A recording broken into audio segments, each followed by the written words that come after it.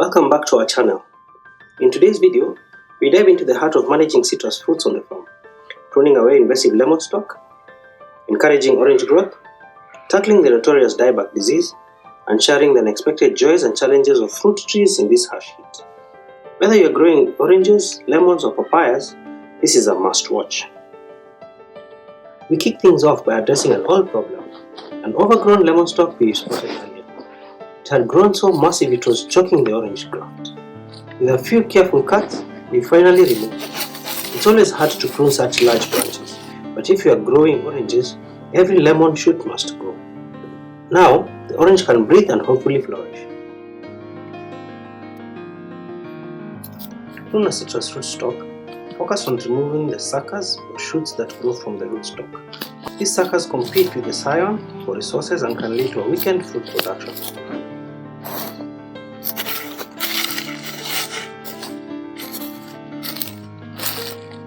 Prune by cutting the suckers cleanly at the base of the tree where they emerge from the rootstock.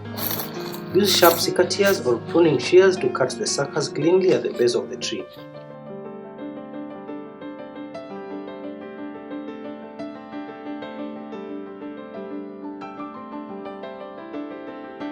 I'm struggling as my secateurs are not sharp.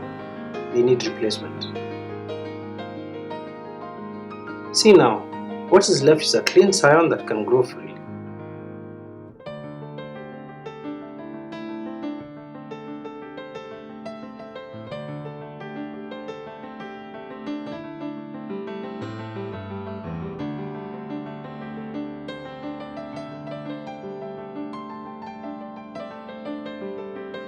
Healthy new shoots, a few flowers and greener leaves. It's proof that small inventions can make a huge difference.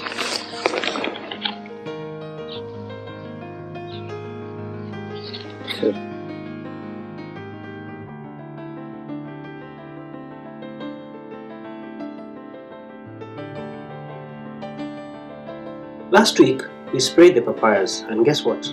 They're starting to bounce back. They leaf browning. Just a few trees away, we've been experimenting. With mulch and compost in place, this citrus tree is responding beautifully to drops. If you know better, please share. I'd love to get them producing better. This one does not seem to be doing any better. Pruning should focus on removing dead or damaged leaves to prevent disease and improve fruit production. Generally be limited to avoid stress. Removing diseased or yellowing leaves like this one will prevent the spread of the disease. Some trees are full of surprises. Tiny plants with large fruits and big trees that have never flowered. Two trees planted at the same time have grown worlds apart. One is short and fruitful, the other tall and sterile. But this third one, lush, fruit-filled branches, large green trees and vibrant look that makes every drop of sweat worth it. We are so grateful. It's like, thank you, Jesus.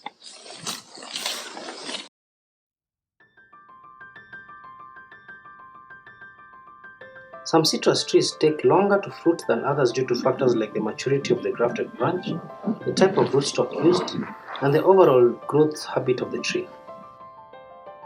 Also, some citrus trees fruit faster than others due to a combination of factors beyond the rootstock and the graft. Soil conditions, climate, water retention, and the overall health of the tree may be a great factor to consider.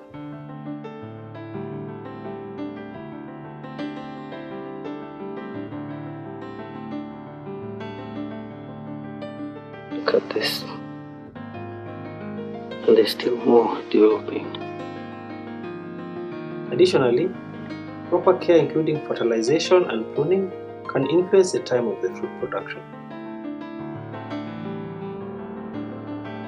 When fruit comes into contact with the soil, it's more susceptible to disease and fungal infections. Some fruits are drooping generously close to the soil. Mulching beneath them is vital to prevent disease. But is there another way to protect them? Let me know your thoughts as well.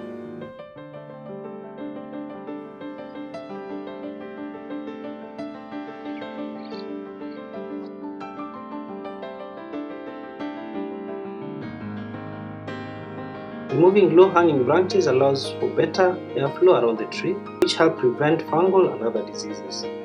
Also, removing the low-hanging branches makes it easier to apply fertilizers, herbicides, and compost, as well as to check the irrigation system and weed around the tree.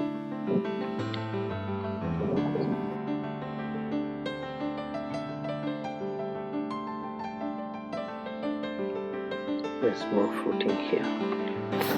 We keep moving. Another lemon branch pokes out. It's got to go. Rule of thumb: prune anything below the graft. That's where lemons sneak in. Bigger this one.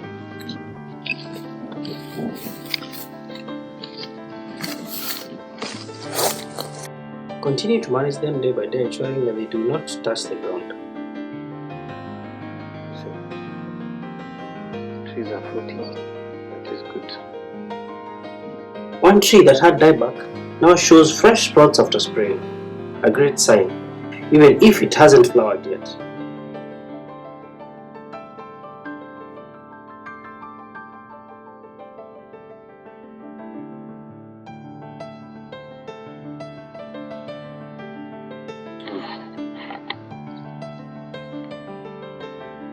Then we hit a tougher case, a branch drying from dieback.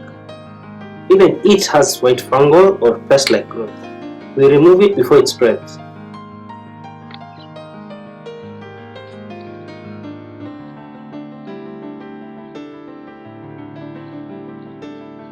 Dieback is a menace, wasting a plant's energy and weakening fruit. Some fruits are already turning yellow. We now have 3 trees with symptoms. This needs urgent addressing.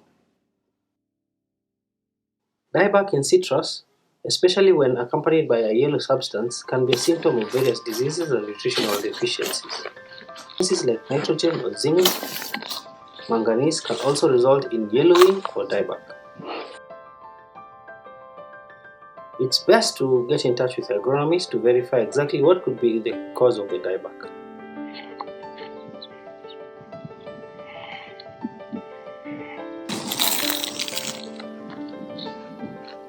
To spot early dieback, look for leaves that are browning, yellowing, or wilting, especially if it's happening at the hot periods when it's not typical. If leaves are falling prematurely, especially if it's more than the normal of the plant or tree, it could be a sign of dieback. Also, look for dead or dying twigs or branches, especially if the dieback is starting at the tip and moving downwards.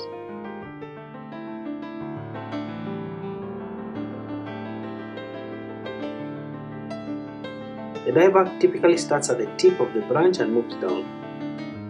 Is this gummosis? Looks interesting.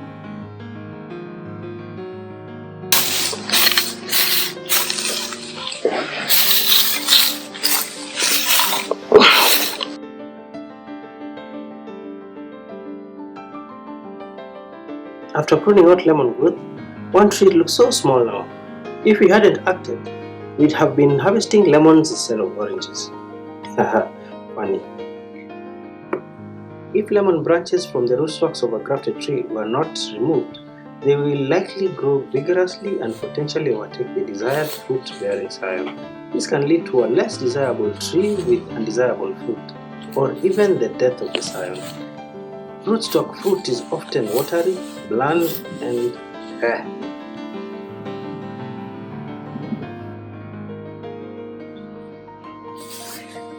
Lemons are very interesting plants. They develop very fast. This is within a week. So it's best to remove it as soon as it's noticed. As well, rootstock shoots can grow faster than the scion, potentially overwhelming it and hindering its fruit production.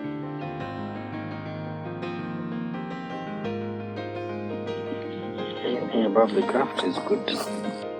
Regularly, inspect the tree for new rootstock shoots and remove them immediately to prevent them from becoming large. In some cases, if the scion is very severely damaged or dead, replacing the tree with a healthy grafted tree may be the best option. And here's a cautionary tale. One of our fastest growing trees has turned out to be a lemon in disguise. I had skipped pruning because I lacked a hacksaw. Today, I came prepared, and the graft finally has a chance.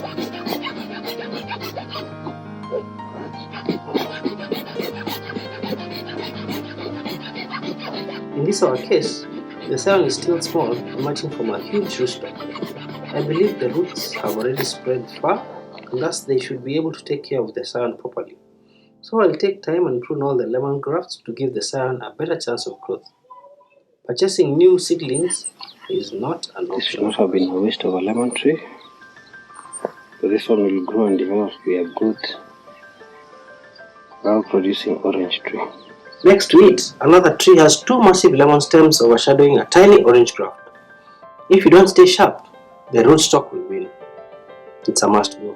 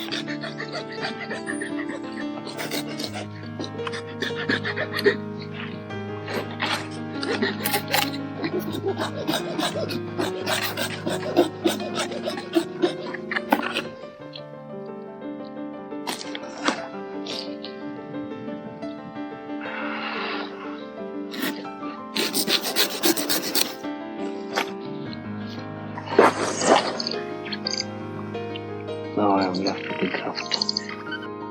Standing at the edge of the plot, it's clear. The leafy greens are wilting. They are too thirsty for this weather.